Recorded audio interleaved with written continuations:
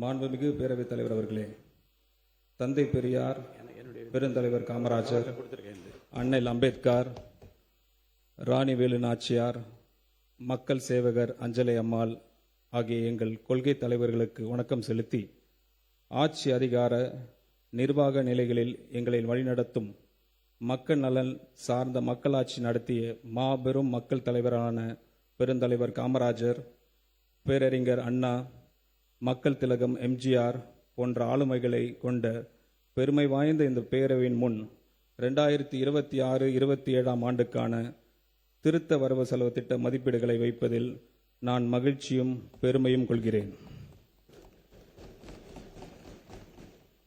தனக்கு எல்லாம் கொடுத்த தன் மக்களுக்கு நன்றி கடன் செலுத்துவதற்காக மட்டுமே அரசியலுக்கு வந்தவர் நமது மாண்புமிகு முதலமைச்சர் அவர்கள்.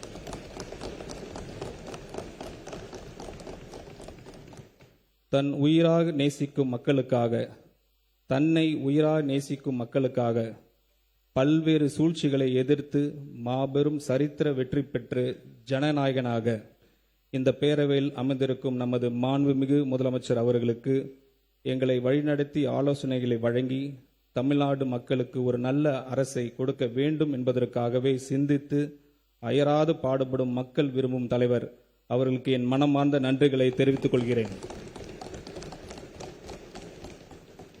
தமிழ்மறை தந்த தலைமகன் திருவள்ளுவரின் காலத்தை வென்று வாக்கினை இந்த மாமன்றத்தில் பதிவு செய்து எனது உரையை தொடங்குகிறேன்.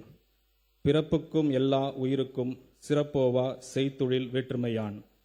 பிறப்பின் அடிப்படையில் அனைவரும் சமம், ஆனால் செய்யும் செயல்களில் அடிப்படையில்தான் அவரவர் சிறப்பு இயல்புகள் வேறுபடுகின்றனர்.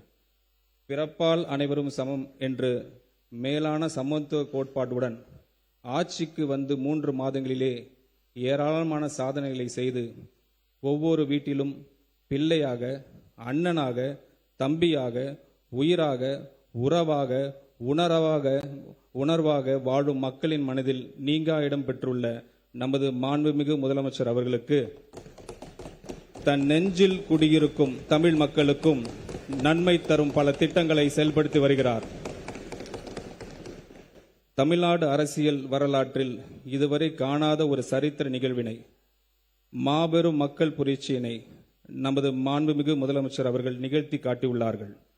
அனைத்து தரப்பு மக்களையும் உள்ளடக்கிய வளர்ச்சி, சமூக நீதி, சமத்துவம், பெண்கள் பாதுகாப்பு, வறுமை ஒழிப்பு, போதைப்பொருள் இல்லாத தமிழ்நாடு, ஊழலற்ற நேர்மையான வெளிப்படைத்தன்மை உடைய அரசு ஆகிய மேலான கோட்பாடுகளுடன் தொடங்கியுள்ள